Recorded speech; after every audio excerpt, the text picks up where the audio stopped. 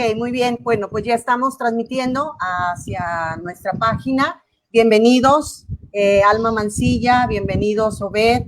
Me da mucho gusto poder compartir este momento con ustedes, ¿sí? Juan de Dios Rivas, bueno, ya lo comentaba hace un momentito cuando entrábamos a la transmisión, pues Juan de Dios editor Bitácora de Vuelos Ediciones, entonces él es la persona que va a moderar la reunión y pues realmente yo estoy muy contenta el que estén aquí. Juan de Dios. Gracias, igual.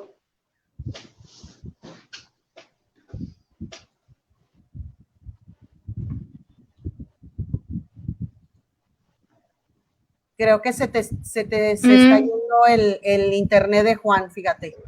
Sí, a mí se me fue su audio. Ajá. A ver, va de nuevo, va de nuevo. Buenas tardes, ¿qué tal? ¿Cómo están todos? Muy bien, gracias. Aquí con esto de la tecnología, ¿verdad? Que a veces nos juega aquí malas pasadas. Sí, así es, Alma. Una disculpa. Bueno, ya ven que esto es algo de los pormenores de estar en vivo, ¿no? Pero pues me da mucho gusto estar por aquí. Muchas gracias, Nadia, por la invitación. Muchas gracias a ustedes como autores, pues, por acompañarnos. Odette y Alma y Odette. Y pues estamos listos ya para comenzar. Muy buenas tardes a todos. Ok. Buenas tardes, ya tenemos aquí los primeros comentarios. Judith Escandón pues nos comentaba el micrófono y parece ser que se solucionó. Sí, era más bien asunto de internet, entonces, bueno, parece ser que ya estamos, están también, pues ya viéndonos las primeras personas. Igual, pues, estamos muy contentos de estar aquí. Muy bien. Sí, bueno, no sé, Nadia, ¿te gustaría comenzar con algo o comenzamos ya directamente? Pues por ahí? fíjate que estoy acá también al pendiente del seminario, no han empezado. Fíjate que a mí sí me gustaría empezar con una pregunta que tiene que ver con estos, bueno, las personas que se están acercando ahorita a la transmisión, a tanto Alma como Beth recibieron en el 2019 el premio Bitácora de Vuelos. Es un premio que pues en ese momento era la tercera edición, estamos por sacar la nueva edición de estos premios, queremos consolidarlos como uno de los premios, pues sobre todo que está enfocado al libro electrónico en lengua española. Entonces, este año sacamos la edición número 4 y bueno, la edición número 4 comprende la publicación de la obra y pues Alma y Obed, pues, ganaron estos premios respectivamente.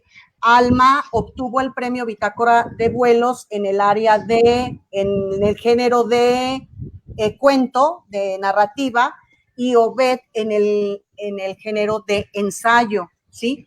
Entonces, esto pues nos permite el día de hoy estar con ellos reunidos, sus libros ya están publicados.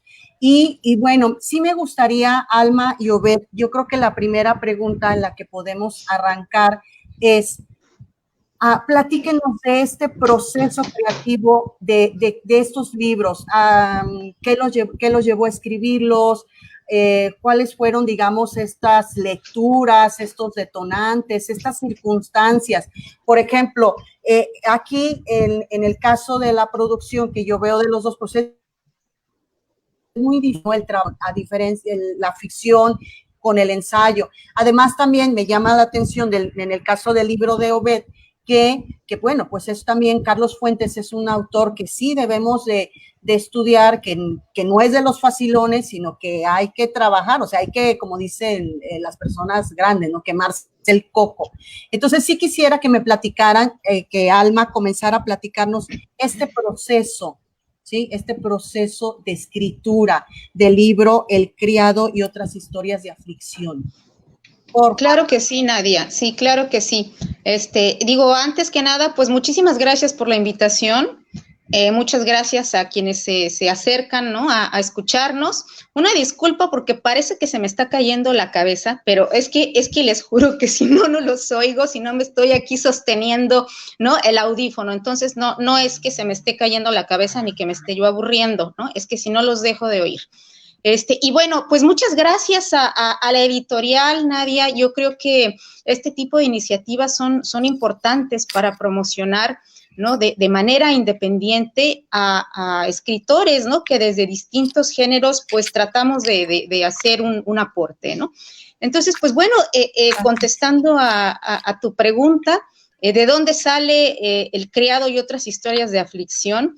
Yo les platico que yo empecé escribiendo cuento, pero tenía muchísimo sin animarme a retrabajarlo. Los últimos años, pues fueron años en que yo estuve intentando escribir novela, armar novelas, algunas de las cuales, un par de las cuales, pues han tenido la fortuna de ser publicadas, otras no. Pero bueno, ustedes saben perfectamente que los libros no lleguen o no alcancen, ¿no? El estado del libro, ¿no? Que no le interesen a alguna editorial, pues eso no significa que uno no haya trabajado en ellos muchísimo.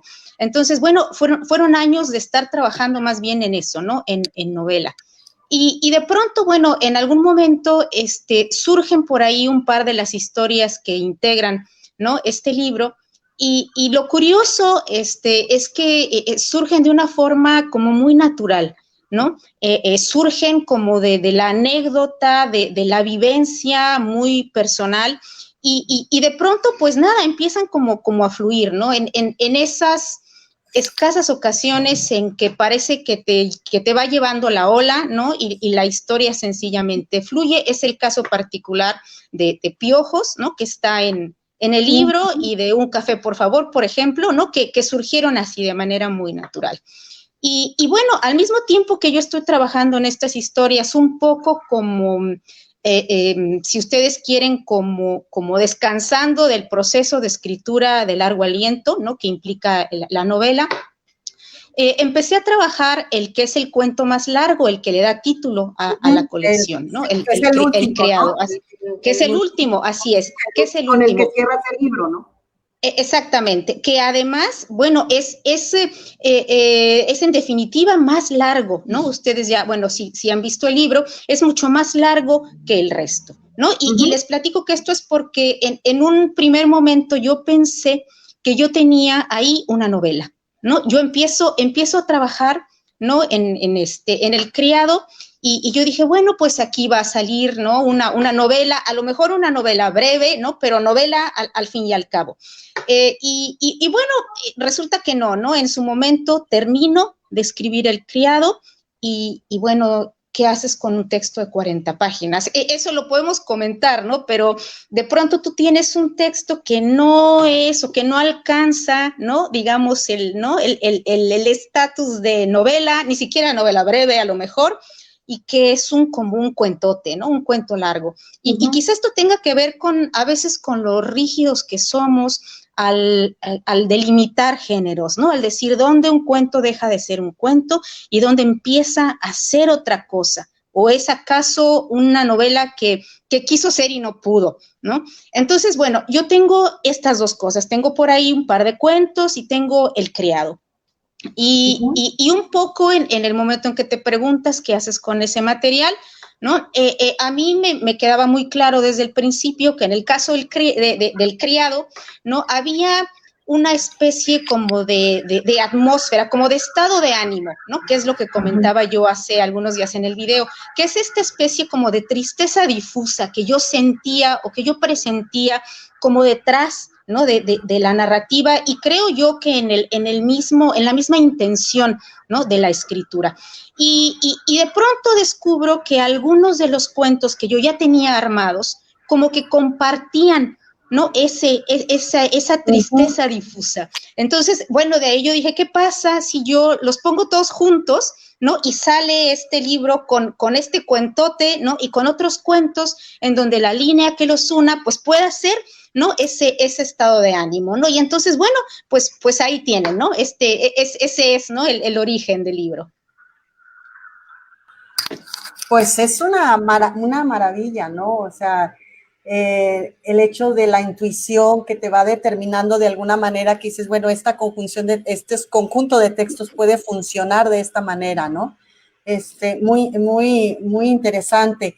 Estoy a la par con las dos porque no me quiero perderlo de esto, entonces a ver si no me equivoco, pero bueno. A ver si no contestas una cosa que no es acá, ¿no? Y viceversa. Bueno, te avisamos si el comentario no viene al caso. Si vieran todo lo que armé aquí en mi escritorio, o sea, para poder escuchar una cosa, o sea, son dos, estoy oyendo dos cosas, entonces, obvio el tuyo lo traigo más alto que el otro. Bueno, menos mal. No, eso está bien, pero bueno, sí, en verdad sí quiero estar aquí. Obed, platícanos de este libro maravilloso. Pues bueno, hago investigación de cine. Este sería, yo creo, el séptimo, octavo libro que hago sobre cine y literatura. He escrito sobre Carlos Fuentes, escrito sobre Alfonso Reyes y Juan Rulfo en el cine mexicano. Tengo otro, Octavio Paz y la otredad mexicana en el cine mexicano. Es muy interesante. Fíjate que el cine nos permite a nosotros darnos cuenta del proceso mexicano. Desde que vemos esas películas de los años 30 como El prisionero número 13 o Vámonos con Pancho Villa, estamos viendo cómo va todo el proceso mexicano. Y es muy interesante. Simplemente en los años 80, cuando se hace este cine, desaparece la industria cinematográfica, para empezar, y el país entra en un hueco y entra en un estancamiento terrible, ¿no? Se sume. Y el cine es un reflejo de lo que estaba sucediendo en el país. En los años 80, si nos damos cuenta bien, se pierden, no hay muy pocas películas realmente de calidad, pero el país está estancado. López Portillo y primero Echeverría, y luego viene de la Madrid y el país sigue igual, ¿no? Y cuando vemos las películas están hablando de nosotros mismos. Las películas que más pegan y que sí dejaron muy buena lana son las películas de ficheras. Son las películas en donde esos hombres que tienen mujeres tan bellas y que son felices en la vida, pues que son plomeros, son verduleros, son mecánicos y son los nuevos mexicanos, ¿no? Esos son los que deben de poner, porque vamos mal, pero tenemos que ensalzar la cultura mexicana a través de esos hombres que trabajan en las alcantarillas, que trabajan en los carros, que trabajan para la gente, pero que no tienen un título universitario. Porque el país en ese momento estaba así. Bueno, en esa década también fue cuando se creó el CONALEP, ya no querían licenciados, por eso hicieron técnicos, bueno, no son universitarios, pero sí eran profesionales técnicos, ¿no? Entonces, este libro de Carlos Fuentes también está retomado del libro Tiempo Mexicano de Carlos Fuentes, pero nos vamos más atrás porque tiene muchas cosas de un estudio de Carlos Fuentes en su literatura, que también es que nos olvidamos mucho de la historia, somos un país olvidadizo. Ahora que estaba hablando Alma de la narrativa, en los años 30, Samuel Ramos hace el perfil psicológico del mexicano. Luego llega el Grupo Perión y también habla sobre el mexicano. Hay un libro muy bueno y ahí podemos ver todo lo que retoma Paz de Jorge Carrión en el libro de Mito y Magia del Mexicano. Podemos hablar, Octavio Paz habla del trauma de la conquista, pues ella hablaba del trauma del 47, ¿no? Esto es un refrito del que hace Octavio Paz realmente, y sí lo dice al principio del libro de La Venta de la Soledad. Pero bueno, cuando retomamos estos libros, en los años 60 también se habla de la identidad, pero de diferente forma, y es en la narrativa, es en el cuento y en la novela, donde a través de la novela y el mismo cuento, o sea, la narrativa, es como se presenta este problema de identidad, y lo podemos ver en Los tiempos enmascarados de Carlos Fuentes. Hay el cuento del Chuck Moll, que de seguro ya lo han leído, está hablando de ese nuevo mexicano, de lo que decía Carlos Monsiváis en los años 60, de los gringos nacidos en México. Vemos una deidad, como lo es el Chuck Moll, una deidad que, acuérdense bien que en 1964 acababan de llevar a Tlaloc al Museo de Antropología. Nada más que acá pues, el Chuck Moll es de la cultura maya, pero es el mismo dios, ¿no? Cuando vemos el final del libro, es lo que sucede con este Chacmol, que se supone que es una deidad prehispánica. Sale, ya tiene el pelo güero, se ha pintado los labios, ya no se sabe ni qué es. Están hablando del mexicano, que está perdiendo una identidad. Y en ese mismo tiempo, pues también sale la fórmula secreta, ¿no? Que es ahí, no sabemos en qué tiempo está hablando Rubén Gámez, lo está tomando de Juan Rulfo, de lo que se llama el contrapunto. El contrapunto es la fragmentación de tiempos y espacios, porque según dice Juan Rulfo, que es ese lugar en donde habitan los fantasmas, y ese lugar es México. Y Carlos Fuentes también lo hace dentro de la región más transparente, pero no lo hace con los tiempos y los espacios, lo hace con el lenguaje, lo va fragmentando. Fragmenta la Ciudad de México a través de los lenguajes. Por eso es muy similar con el contrapunto de Juan Rulfo. Entonces, para poder realizar este libro de ensayo, sí hay que estudiar mucho y hay que analizar bastante. El ensayo yo creo que es uno de los... Decían que no era literatura y sí lo es. Es el gran problema que tenemos. Una cosa es investigación y otra cosa es ensayo. El ensayo también, como Octavio Paz, tiene que tener una forma, no nomás el fondo, la forma. Hay grandes investigadores, pero no escriben bien, y entonces nadie los lee, por desgracia. Nosotros cuando leemos El arte y la ira, nos quedamos asombrados de todo lo que está escribiendo Octavio Paz. Cuando habla de ese otro, que habla del gran salto, del salto mortal, cuando habla del ritmo, cuando está hablando de la revelación poética, la manera en cómo lo escribe, y cómo a nosotros nos logra tocar para que podamos abrir una pequeña hendidura en el infinito a través del amor, para abrir esa otra realidad, el misterio, el místico. Nos está hablando del místico, no nos está hablando de la cuestión religiosa. Bueno, básicamente es el libro de los tiempos mexicanos de Carlos Fuentes, pues es también todo un trabajo que tengo anteriormente de hace 10 años. Muy bien, excelente, Obed, pues todo esto que nos ilustras en la hechura del libro. Juan, no sé si tengas alguna inquietud por ahí. ¿En qué sentido? Bueno, sí. Porque inquietudes tengo muchas, Yo quisiera preguntarle a Alma, ¿por qué el cuento? ¿Por qué cuento? Y como nos comentabas tú, no desarrollar a lo mejor en la narrativa, la novela, con el caso del cuento titulado El Criado. Y bueno, serían dos preguntas. ¿Por qué cuento? Y también, si tú actualmente crees que tenga futuro el género del cuento como tal. Bueno, a ver, primero, por qué yo decidí que El Criado, que insisto, es una novela, no sé, es una novela abortada, ¿no? No llegó a término. Porque claro, porque de pronto pues se quedó ahí, ¿no? En intención.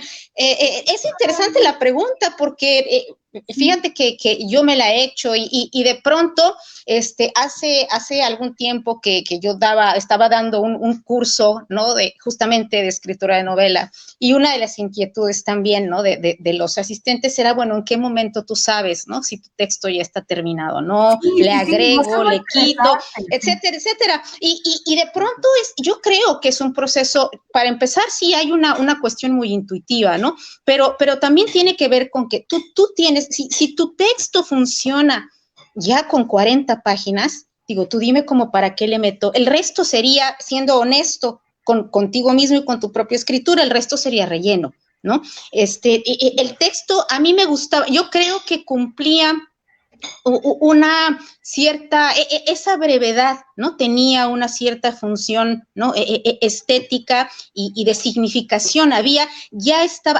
ahí todo lo que yo pensaba que podía sentirse en el texto, contarse en el texto, ¿no? Hubiese podido, ciertamente yo a lo mejor hubiera podido decidir, ¿no? Segmentar, ampliar capítulos, etcétera, pero vamos, finalmente, por ahí alguien decía, es una de esas frases que uno escucha, ¿no? Con frecuencia, que los textos no se terminan, se abandonan. Finalmente, tú lo ves y si ese resultado te satisface, pues a mí me parecía que no requería más, ¿no? En términos de extensión, ¿no? Y si el cuento tiene futuro, pues por supuesto que sí. Yo creo que basta ver, ¿no? Esta suerte como de explosión que ha habido en el género, ¿no? En los últimos años. De verdad, yo estoy sorprendida. Yo creo que digo, siempre veo cuento, pero yo de pronto ahora veo y en estas, ¿no? En este momento en que hay tanto que se comparte, ¿no? Por redes sociales, etcétera, etcétera. Digo, hay una cantidad enorme. Yo creo que además te das cuenta, creo que entre más estamos inmersos en esta especie como de cultura de lo breve y de lo efímero, a mí me parece que eso es un campo tremendamente fértil para la narrativa breve, ¿no? Y entre más breve, mejor. Digo, no quiere decir que los otros géneros no tengan futuro, pero a mí me parece que el cuento tiene para rato, ¿no? Larga vida. Qué bueno, bien. Sí, y es que, bueno, te hacía la pregunta porque ya ven que ya tiene bastante tiempo que ciertos géneros son difíciles de publicar, sobre todo si hablamos de editoriales comerciales, y vienen publicándose precisamente en editoriales independientes, que, como dices, Alma, nos hacen ver que en realidad sí hay mucho escritor como tú, mucha escritora también, mucho escritor, mucha escritora, tal como tú, que le apuestan al cuento, le apuestan muy bien, y esta narrativa, como dices tú, no es sencilla, pareciera en primer término, pero no, es mucho más difícil que una novela o que una narrativa de largo alcance. Y pues qué bueno que continuamente los autores están escribiendo este género, ¿no? Sí, así es. Bueno, yo no sé si sea necesariamente más difícil que la novela. Creo que hay que asumirla como una forma distinta, ¿no? Sencillamente. A mí no me parece que sea necesariamente más difícil. Lo que sí es cierto es que hay cosas que te puedes permitir en la novela que no te puedes permitir en el cuento, ¿no? De pronto, en la novela tú sí quizá puedas, no darte el lujo de tener escenas justamente de relleno, ¿no? Escenas en las que el personaje, ¿no? Reflexiona, divaga un poco, en fin. En el cuento no puedes. En el cuento necesariamente cada palabra tiene que contar, ¿no? De otra manera, pierdes a tu lector, ¿no? De inmediato y no se cumple, ¿no? Esta especie como de máxima de que tengas que leer tu cuento y te deje con el efecto en donde tu principio y tu final como que conecten, ¿no? En un solo golpe, en un solo impacto, ¿no? Pero sí coincido contigo en que de pronto en cuestión de publicación, pues sí, quizá tengas razón. De pronto creo que hay editoriales que de manera quizá consciente, ¿no? Optan por dejar fuera, ¿no? el género de cuento, ¿no? A favor definitivamente de la novela, ¿no? En particular, de la narrativa más larga. Pero insisto, ¿no? Creo que ahora hay otros canales y vuelvo al asunto, ¿no? De la difusión, ya sea a través del libro electrónico, ¿no? O en redes sociales, en donde yo creo que se está haciendo muchísimo, particularmente en género de cuento. Ok, muy bien. Muy bien. Tú, Nadia, bueno, muchas gracias, Alma. ¿Tú, Nadia, quieres comentar algo? Fíjate que me llama la atención. Que tiene el micrófono a todo lo que da. Uno de ustedes me rebota mucho la voz. A ver, no sé si sea yo, a ver, ¿me oigo mucho? ¿Sí? ¿Seré yo? A ver, no sé, déjenme, vemos, a ver. Ya, a mí me llama la atención en el caso del ensayo. Déjenme decirles que por experiencia, digo, nosotros, Bitácora de Vuelos surge en 2014 y el género, nosotros recibimos poesía, recibimos cuento, recibimos crónica. A mí en lo particular me gusta mucho la crónica, pero nadie nos manda crónica, ¿sí? Entonces, pero también el ensayo es un género que no es, que como que no les gusta mucho participar con ensayo.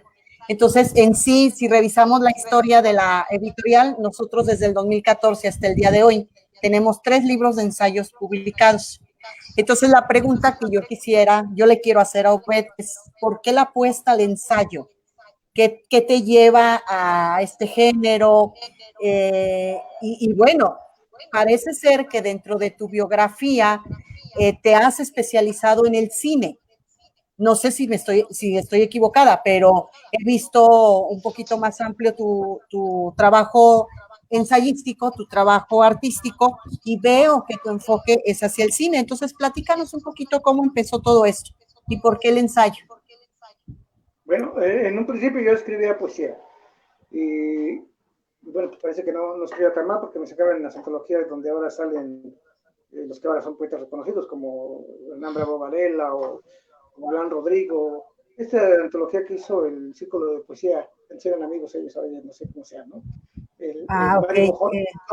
Mojón, todos ellos salían en esas antologías que hicieron ellos. El club se llamaba La Luz que va dando nombre, y otra, una que hicieron en la UNAM que se llamaba Ecos, no me acuerdo. Usted Yo fue. escribía en un inicio, pero dejé de tomar y pues ya no me conflictó la vida, ¿no? Entonces dije, no, pues ya no tomo, ya no tengo para qué escribir poesía. Y además porque la poesía es un género de los difíciles de poder, sí, de poder elaborar. La poesía es sublime, es muy difícil poder escribir poesía. Además de aprender todo lo que está detrás de la poesía y además de aprender la métrica y los diferentes estilos de poesía, ¿no? Y de poemas. Es muy difícil la poesía, de verdad, sí es muy difícil. Es un género muy, muy exquisito. Realmente, de verdad que el poeta debería de ser el ser más humilde que existe en la tierra, ¿eh? Y la mayoría de los que se dicen poetas, pues la mayoría son muy egos, ¿no? Y esa es la realidad. Aquí tenemos el problema de que cuando hacen concursos, entran 1000 poetas, luego entran 500 novelistas, luego entran como 250, que sería muchísimo de los cuentistas, y de ensayo entran como 100. Porque con esto de lo que estaba también platicando Alma, de compactar el lenguaje, una cuestión es que se compacte el lenguaje y es para saber cómo hacerlo, ¿no? Y supongamos en la cuestión de la poesía, muchos jóvenes, no digo que todos, pero muchos piensan que es solamente aventar tu vómito emocional y ya es un poema, ¿no? Y no es así. Puede ser muchísimos poetas, muchos libros de poesía que nadie lee, ¿no? Y entonces el ensayo es menos porque en el ensayo tienes que pensar. Parece que a la gente le gusta más sentir que pensar. Y entonces ahí tenemos un problema. Me gusta más sentir y puedo aventar lo que siento y pienso que ya es poesía. Pensar me cuesta trabajo, mejor no le entro a detalles. Entonces el ensayo y es muy difícil también el ensayo porque sí tiene que ver mucho con la poesía, porque tanto el poeta como el ensayista tienen que estudiar para poder apreciar y habitar el mundo. Primero lo que tienen que habitar y internarse es en sí mismos. Y a todos nos da mucho miedo saber quiénes somos en verdad. Enfrentarnos a ese otro que está dentro, a ese minotauro interior, a ese ser que es yo, pero tiene cabeza de buey, cabeza de animal, que vive en la oscuridad. Yo no lo quiero conocer. Y el poeta lo tiene que hacer y el ensayista lo tiene que hacer. Porque si no se enfrentan a sí mismos, a ese otro, entonces no voy a salir, ahora sí que no voy a develar el misterio místico, no voy a abrir esa parte en donde me estoy viendo a sí mismo y saber y reconocer que yo soy este y que tengo estos errores. Pues bueno, hay gente que hasta dice que nunca ha tenido envidia en su vida. Pues bueno, eso debe ser Anunnaki o ha de llegar de otra galaxia, porque yo no conozco, un ser humano tiene que tener todos esos pecados o defectos capitales. Entonces en la poesía y en el ensayo, lo más difícil es enfrentarse a sí mismo y saber quién eres, ¿no? Es un trabajo constante. Pero entonces tienes que estudiarlo. Tienes que estudiar con base primero en saber quién eres tú, ¿no? Primero saber qué otro está dentro. Simplemente la palabra alter, ¿no? Cuando hablan del alter ego. Alter quiere decir el otro. Ego es el yo, es el otro yo. Por eso, cuando nos alteramos, somos otros. Hasta uno dice, ay, está mal que te alteraste si eras otro. Pues sí, literalmente soy otro cuando me encabrono. O soy otro cuando estoy alegre. Soy otro cuando estoy triste. Me altero. Para que vean cómo las palabras tienen mucha fuerza y si no sabemos el significado de las palabras, entonces no vamos a saber ni siquiera dónde estamos parados. Aquí en México es muy raro, porque es que para poder realizar el ensayo no solamente se habla de cine, sino tienes que agarrar muchísimas cosas más. En México tenemos una broncotota. Nosotros, el supuesto es algo que todavía no está confirmado, algo que puede ser. estoy suponiendo. Pero en México el supuesto es una afirmación. Y todavía hasta la redundan diciendo, por supuesto que pudo haber sido así. Pero ya es una afirmación. Como estoy diciendo que supones que fue. No, por supuesto que es así. No, si me estás diciendo que es un supuesto, no puede ser así. Pero aquí el supuesto lo tomamos como una afirmación. Entonces, para que vean cómo tenemos el lenguaje muy... No le damos lo que es su verdad real, ¿no? Todo esto que tiene que ver también estas cuestiones típicas, ¿no? Míticas, del mito. Simplemente, nosotros tenemos una idea de lo circular, como este mal llamado calendario azteca, que realmente es una piedra de sol, es una piedra de sacrificio. Es circular porque las culturas pensaban que, o afirmaban, que como el sol muere y vuelve a nacer al otro día, igual que la naturaleza. Y aquí nosotros hablamos de esa manera y no nos damos cuenta. Cuando vamos a ver el partido de fútbol, tú llegas y le dices, oye, ya empezó el partido, ¿qué te va a contestar él? Acaba de empezar. Porque donde se acaba se empieza algo y donde se empieza algo se acaba algo. Tenemos la circularidad en el lenguaje y ni siquiera nos damos cuenta. Entonces hay que tener mucho cuidado con lo que hablamos. Y más cuando nos dicen que ya prometimos. ¿Cuándo te prometí? ¿No? Porque el símbolo está ahí, pero la decodificación, como dicen en el comercial de Bacardí, responsabilidad de usted. Ok, no, muy bien. Fíjate que nunca había considerado el hecho de la relación entre ensayo y poesía, la manera en cómo lo enfocas, ¿sí? Digo, yo escribo poesía, escribo más poesía que otra cosa, pero no había pensado la cercanía que hay con el ensayo. Sí, también la narrativa igual, ¿eh? Todos los que cuando escribimos cuentos, todos los personajes tienen algo de nosotros. Entonces también es una manera de ser ese otro, sí. alternar, ¿no? Ok, muy bien. No sé, Juan, ¿deseas agregar algo? Bueno, yo quisiera preguntarte, Obed, ¿por qué Carlos Fuentes? Se me hizo muy interesante que fuera este autor en particular, porque es por lo general nombrado o conocido su nombre tanto entre lectores como entre no lectores, pero es poco leído Carlos Fuentes, entonces se me hizo muy interesante que tú lo retomaras para tu libro. ¿Por qué Carlos Fuentes? A mí se me hace muy interesante Carlos Fuentes y Octavio Paz, o sea, siento que son dos pilares y en medio está Alfonso Reyes, ¿no? A mí se me hizo muy interesante porque a mí siempre me ha gustado el cine. Y entonces muchas películas están basadas, o más bien él hizo los guiones, como la de Pedro Páramo, que de cuando dejó la hace el guión. Entonces, una vez en la secundaria me dejaron leer La región más transparente, y no lo entendí para nada. Luego me dicen, bueno, entonces lee uno más fácil, léete Pedro Páramo, pues no entendí nada de los dos. Porque no me habían dicho, me decían leerlos, pero no me decían cómo leerlos, ¿por qué, no? Y ya vi la fragmentación. Y lo que más me interesa de Carlos Fuentes, porque a mí me gustó mucho el rock, y entonces el rock, su etapa mejor en México fue de 1960 a 1970, porque ya después viene la otra. Y entonces todo ese movimiento que hay en los años 60, es muy rico, y que de ahí traemos muchas cosas nosotros. En México hubo grupos y hubo pintores que, pop, vamos a llamarlo, de la onda, que les llamaban también, y los mandaron al sótano, ¿no? Los mandaron a un cementerio. Y Carlos Fuentes pertenece a esa época. Carlos Fuentes, entonces, él simplemente hace los Caifanes. El guión junto con Luis, con Ibáñez. Y si con nosotros vemos los Caifanes, a mí me impactó por todo lo que está dentro. Y está hablando de la juventud y del México de ese momento. Hay un neolenguaje, no sé si han escuchado cuando dice México, el azteca dice México en una laguna en mi corazón aventándose clavados. Cosas así. Sí está retomado también los poemas clásicos de Quevedo, nada más lo reconstruye. Cuando vemos nosotros, porque es muy interesante, por eso me gustó mucho Fuentes, porque cuando empecé a leer los demás libros dije, a ver si esto que metimos Caifanes está en los libros, que no está, ¿no? Pero en los Caifanes como yo sí, nosotros cuando vemos los Caifanes, lo que estamos viendo es una lotería. Se presenta la dama, el Catrín, o sea, ahí está esta Paloma que es esta Julisa, y el Catrín es Álvarez Félix, se les aparece el diablo, se aparece el borracho, que es Carlos Monsiváis. Entonces es todo un juego, se están jugando la lotería, hasta se encuentran a la muerte. ¿Y qué le dice el gato? Dice, esta es mi vieja, esta es mi mujer, yo juego con la muerte, pero la vamos a volver a jugar, y avienta la moneda y cae el águila, ¿no? Porque le ganó ese día la muerte, no se lo quiere llevar. Esto es un juego, es un tablero de lotería muy mexicano, en donde nosotros somos los que estamos ahí jugando, ni siquiera son ellos, ni el estilo ni Azteca, somos nosotros que nos estamos internando.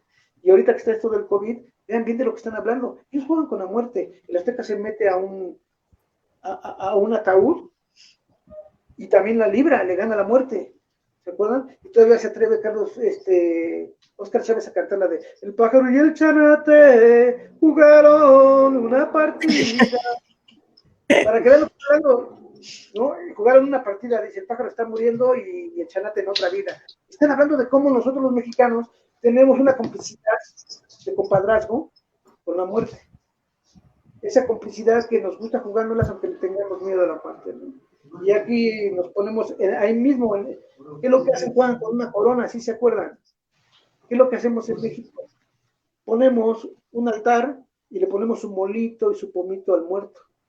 Y si nos ponemos ebrios, agarramos nosotros la botella también para no dejarlo morir solo.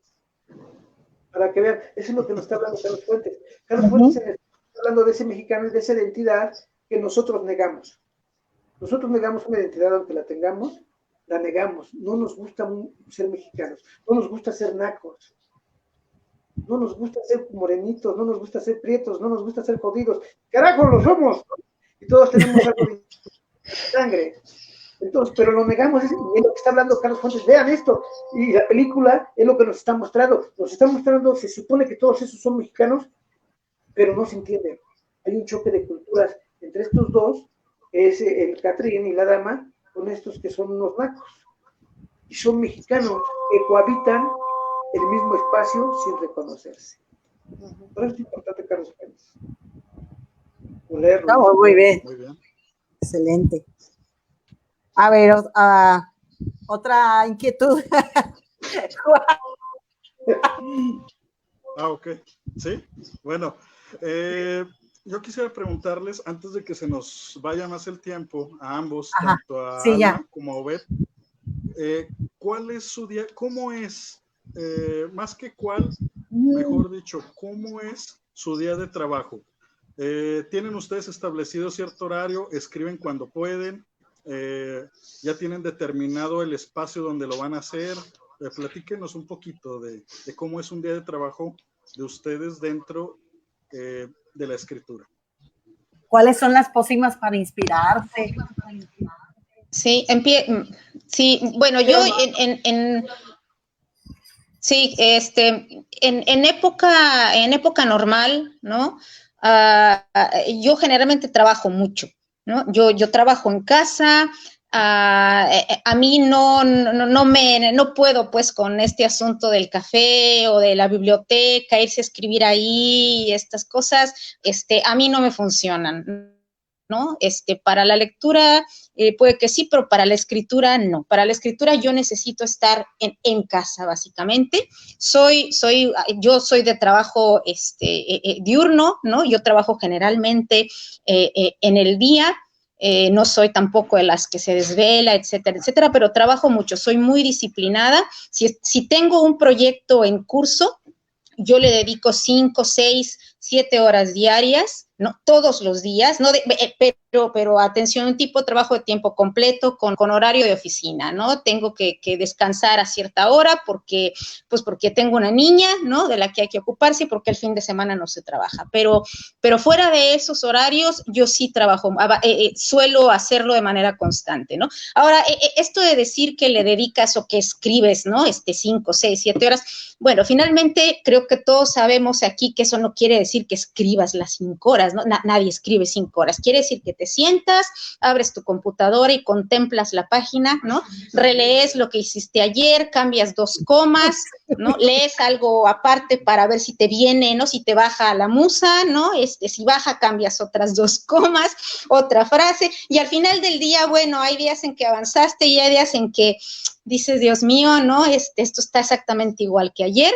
En fin, ¿no? Ya saben, no les estoy contando nada que no sepan, porque yo creo que ese es un poco como el trabajo de lectura, avance, revisión de la mayoría de los que nos dedicamos a esto, ¿no? Y dije que, bueno, en tiempo como normal, ¿no? Digo, ahora, desde que todo esto empezó, casi no escribo, ¿no? La verdad es que de pronto me pongo a pensar, ¿no? En todos estos proyectos que andan por ahí circulando de utilicemos este tiempo para escribir esa novela que no hemos escrito, en fin, yo definitivamente no he podido. Mis rutinas están rotas, uno trabaja, yo sí soy alguien de rutinas, entonces de pronto cuando la rutina está, ¿no? Rota de esta manera, tengo a mi hija en casa, pues obviamente el trabajo creativo, que no es únicamente trabajo creativo de que de pronto se te ocurra la idea, sino que hay que trabajarla, ¿no? Es una cuestión de sentarse y de avanzar. Yo soy de las que creen eso que decía por ahí alguien, no sé quién era, creo que Picasso, ¿no? De que las musas existen, pero tienen que encontrarte trabajando. Entonces, bueno, si tú no tienes este horario de trabajo constante, pues evidentemente que la musa no baja, ¿no? No llega. Entonces, nada, ¿no? Que yo sí trabajo mucho, ¿no? Así insisto de día en casa, pero sí necesito, pues, estas condiciones con esa rutina normada por todo lo que pronto, ¿no? Se te desbarata, ¿no? Con una cosa así. Así que, pues, espero que vuelva eventualmente, ¿no? Eso que se llama inspiración o no sé, ímpetu, yo espero que vuelva. Ok, entonces, Alma, nada, o sea, dices café, tequilita, cigarro, nada. No, bueno, sí, claro, pero quiero decir, no para escribir, ¿no? Sí, no quise decir eso, ¿no? No, por supuesto, no. No, yo tampoco, yo soy claro, yo soy de mucho café, además, ¿no? Tiene que ser, yo soy de taza tras taza y tiene que ser. Más bien me refería a que este asunto como de trabajar fuera del espacio, ¿no? Del espacio de casa, para mí es muy complicado, ¿no? Yo sí necesito que sea aquí el ruido, ¿no? Circundante, las voces alrededor, y a mí eso, no es algo que tenga un impacto positivo, ¿no? En lo que estoy haciendo. Okay. ¿Obed? ¿Qué dices? Tiene razón, Alma, en lo que comentaba de, no sé cuántos años tenga su hija, pero bueno, yo no tengo hijos, pero tengo una sobrina nieta que ahorita ya tiene 9 años. Pero sí, o sea, cuando llega pues tienes que dedicarle todo el tiempo, los niños son exigentes, ¿no? Y bueno, y tienes que decidir entre escribir o estar con el niño, ¿no? Y bueno, siempre uno elige el niño. A veces no puedes decidir, ¿verdad? O sea, sencillamente es que ya... Exacto. Eso nos quiere decir de nuevo, ¿no? Claro, pero bueno, claro. Básicamente, sí, y básicamente yo utilizo 4 días de la semana y eso es muy disciplinado. Escribo a mano primero una noche.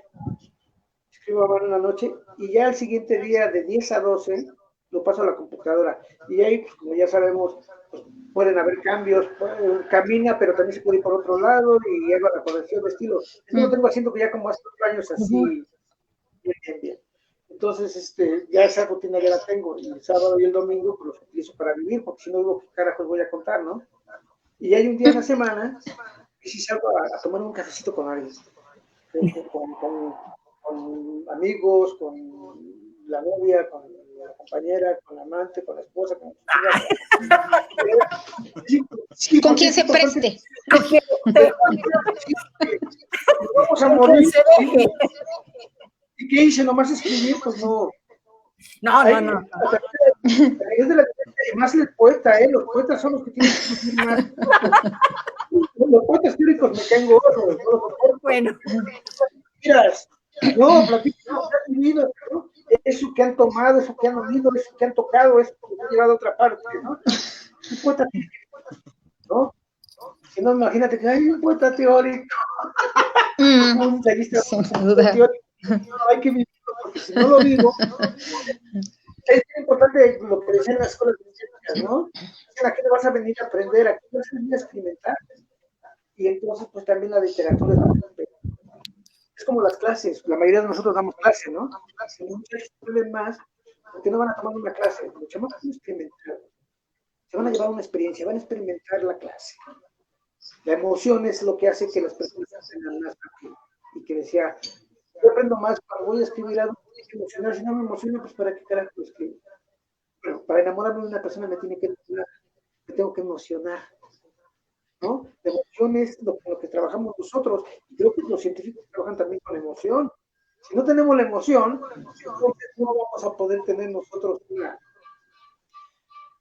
una manera o un vehículo que nos llegue a escribir y que lo podamos escribir con gusto, lo podamos escribir con cariño, hasta con odio, ¿por qué no? Pero con la esperanza de que podamos solucionar eso a través de la escritura, porque también escribir es una arrojarse en la hoja blanca, en la nada. La hoja es, no hay nada. Trabajamos en la nada, que es la hoja, donde se va a concebir algo, donde van a hacer algo. Y entonces en la hoja que parece que no hay nada, está todo. Está allí el cosmos, la creación. Dice la palabra poesía, por cierto, de poesía es creación. En la nada es donde nosotros nos encontramos. Por ahí en el siglo, había, a lo mejor los amigos le decía Mestero Eco. Él decía que Dios era la nada, que Dios es la nada, y casi lo querían quemar y crucificarlo, cortarlo en pedacitos. Pero que se nos está yendo el audio, fíjense. Sí, yo también de pronto lo dejo de oír. ¿Sí me escuchan? Sí, pero a ratos solamente. ¿Y a mí sí me escuchan? ¿Yo sí me escucho? Sí, en este momento sí. Ok, yo lo voy a poner así porque no se escucha, ¿no? Para que sí, más. Es que sí bajó el internet ahorita. Ok. Entonces, también Obed me desapareció y Juan de Dios. ¿Sí me desapareció? No sé, Obed ya no lo escuché bien. Bueno, ¿cierro? ¿Puedo cerrar? ¿Sí se escucha? Sí. Ok, nada más cierro la idea. Sí te escucho, Obed. Ok, cierro. En la Edad Media estaba este misterio que decía que la nada es Dios. Entonces imagínense, pues los querían la Santa Inquisición, pues matarlo, quemar, cortarlo, quemarlo y después matarlo, ¿no? Él decía que la nada es Dios y sí tiene razón. Esto también tiene que ver con la poesía, ¿eh? Por eso de ahí viene la concepción de poiesis, bueno, desde antes, pero él dice que la nada es Dios, porque en la nada es cuando nos encontramos con Dios. Nosotros cuando entramos en un vacío real, que nos sentimos nada, para salir de ahí es porque vamos a encontrar a Dios. Y decimos, entonces, nosotros en esta nada es donde encontramos la revelación poética, la revelación de la creación, la revelación de Dios. Entonces, en ese sentido, la nada es Dios, y eso está muy cercano con la poesía. Entonces, también cuando empezamos a escribir y tenemos nuestros tiempos, es también porque de esa nada va a concebirse algo, como una hoja en blanco. Se va a concebir algo que va a crecer y que va a jugar y que va a andar por ahí, como los libros, ya después solitos caminan, ya no tenemos que hacer nada, ¿no? Y es también verlo de esa manera. Muy bien, creo que sí está fallando mucho el internet, entonces, no sé, Juan de Dios, ¿cómo estás viendo? Ahorita te perdimos tantito, Nadia, vi como que te saliste de pantalla. Te nos fuiste. ¿Verdad? Y quedamos. Sí, ¿verdad? Sí, me cerró todo, pero bueno. Yo creo que... Dinos la verdad, Nadia, o te fuiste por un café o no, para nada. Se fue a la otra reunión. No, aquí estoy, también se fue la otra reunión. También se fue la otra reunión. Sí, también se fue. Es que ven que con esto de la cuarentena y la utilización de estos medios virtuales, hay de pronto saturación, ¿no? En el internet. Sí, hay saturación.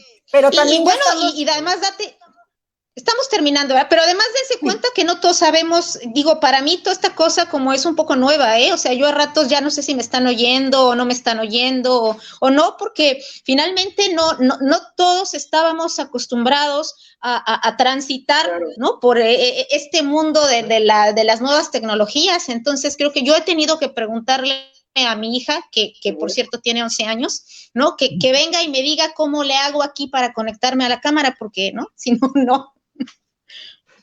Bueno, qué padre, Sí, ¿no? es que ellos son los Podemos nativos comentar. digitales. ¿decías, Obed? No, qué bueno que esto también lo aprendimos en la pandemia, porque yo también no utilizo mucho las cuestiones virtuales, los videos, llamadas y todo eso, ¿no? Y qué bueno, ahora ya lo estoy utilizando muy seguido, ¿no? Y ya se va a volver también algo habitual en nosotros. Y eso también Sí, qué bueno sí, que sí. la pandemia de bueno, ¿no? Yo creo que va a replantear mucho de lo que estamos haciendo, ¿no? También como escritores, como editores, como generadores de contenido. Creo que se abre una puerta también muy interesante para los que producimos contenido para la web, ¿no? O sea, tanto para que exista en la web o para que sea creado en la web, ¿no? Entonces, eso viene un asunto muy interesante en eso, y ayer estuve más o menos en un seminario que tiene que ver con esto de las tecnologías en tiempos de cuarentena, pero pues además de funcionar en este momento, pues yo creo que ya se van a quedar como parte de, ¿sí? Esta nueva normalidad que le dicen, ¿no? Los usos, estos recursos, digo, que finalmente también nos acercan a otros públicos, eliminan fronteras, son, por ejemplo, esta transmisión, bueno, pues sí está costando el recurso del internet, el recurso de la luz, sin embargo, pues son también muy accesibles, ¿no? Podemos llegar de manera sin tanto gastos, sin dañar tanto nuestra economía, pues a públicos mucho más grandes, ¿no? También la ventaja que yo veo en todo esto, pues es que a lo mejor yo no pude ver el conversatorio, sin embargo, pues lo puedo revisar horas después o días después, o sea, el contenido ahí se queda para consulta cuando se tenga pues la necesidad de revisar a lo mejor el tema o simple curiosidad. Digo, en ese sentido es muy noble la actividad que se está haciendo ahorita a través de redes sociales. Bueno, Juan de Dios, por el tiempo ya vamos a cerrar. Muy bien. ¿Qué pensarían Alma o Beth para cierre? ¿Qué nos dirían? Primero, Alma, como mujeres primero. A ver, perdón, yo los perdí un momento otra vez, y ahora sí que me está yendo el audio otra vez. Les digo que esta tecnología. A ver. ¿Con qué te despides, Alma? ¿Qué nos dices? No, pues creo que reiterar efectivamente, ¿no? El agradecimiento, ¿no? A ustedes como editorial por la confianza en el libro, por la oportunidad de participar en estos eventos, que efectivamente, finalmente, pues el uso de estas tecnologías nos permite, ¿no? Conectarnos ahora, ¿no? Participar todos, quien lo quiera ver en diferido, pues tanto mejor, ¿no? Entonces, nada, ¿no? Pues un agradecimiento, ¿no? A quienes a quienes nos escucharon ahora, a quienes lo vean después. Ahí está. Ya no oímos a Alma. ¿Ok? Ya no. Obed. Sí, ok. Ajá. Bueno, pues muchísimas gracias. De verdad les agradezco mucho esta plática. Eso nos hace falta a todos. Y también, como comentas, esto queda también para los jóvenes que quieran investigar sobre lo que se está haciendo nuevo. Y también, pues, agradecerles de antemano y también invitar a los jóvenes, o sea, que entren a los concursos que realizan ustedes, porque son plataformas y son lanzamientos para lo que se viene, y también un estímulo para los jóvenes y también para los que tenemos esta edad, ¿no? Porque luego también nos ponemos nosotros luego en un nicho, y pues eso también tenemos que nosotros que cuidar y bajarse uno del nicho y pensar que nada más las grandes editoriales. No es cierto. Si nosotros realmente queremos y nos gusta la literatura, pues la literatura tiene que ser democrática, ¿no? Tiene que ser como el no respeta a nadie, ni edad, ni sexual, ni nada. Y así debemos de hacerlo, ¿no? Y ya tratar de ser un poquito más conscientes del lugar donde estamos. Y bueno, pues muchísimas gracias. Les mando un abrazo. No, a ustedes. Juan. Bueno, no, pues antes que nada felicitar a ambos, a ti, Alma, y a Obed. Muchas felicidades por este libro. por haber en su momento obtenido, ¿verdad? En este caso, el premio de la publicación a través de, pues, de nuestro consejo editorial. Muchas felicidades y qué bueno que ahora ya es un hecho, ya la gente puede adquirirlo, ya la gente puede hacérselo llegar a través de los enlaces. También muchas gracias pues por habernos acompañado, por como dicen ustedes, ¿no? Aunque no estamos del todo acostumbrados a este tipo de tecnologías, sí, ahora sí que estamos entusiasmados que se puedan hacer las cosas por lo menos a través de estos medios virtuales, ¿verdad? Muchas gracias por habernos acompañado y muchas gracias, Nadia, por haber organizado y programado esta reunión, por estar también con nosotros, porque sabíamos que ibas a estar ocupada y aún así, qué bueno que estuviste con nosotros, ¿verdad? Y agradecer a toda la gente que estuvo también a través del enlace, ¿eh? Por ahí a Hugo Morales le manda un saludo al maestro Bet, gracias a Eleonor Jiménez, Gerardo de la Rosa, José Agustín, a Sam Arroyo, a Pedro Miranda, a Rosa Estela, Laura Aristegui, a Dulce de la Torre, a Liz González y a Judith, que estuvieron con nosotros en la transmisión, ¿verdad? Que estuvieron comentando y pues por ahí ojalá se interesen en estos libros, que la verdad son dos joyas ahora sí que de la autoría de Alma, una de la autoría de Alma, otro de la autoría de Obed, y pues para que conozcan la obra de los autores que se manejan en Bitácora y que conozcan a estos autores más a fondo, no solo en este libro, ¿no? Ojalá y sea ahora sí que el gancho para que puedan conocer más obra de ellos. Muy bien, los libros están en nuestras páginas y también se venden en Amazon, hay otras 2 plataformas y también los vamos a incluir en el catálogo de Google Play Book, ¿sí? Ok, muchas gracias. Hasta luego. Muy bien. Gracias. Chao. Gracias a todos. Bye. Adiós. Adiós. Nos vemos. Un abrazo.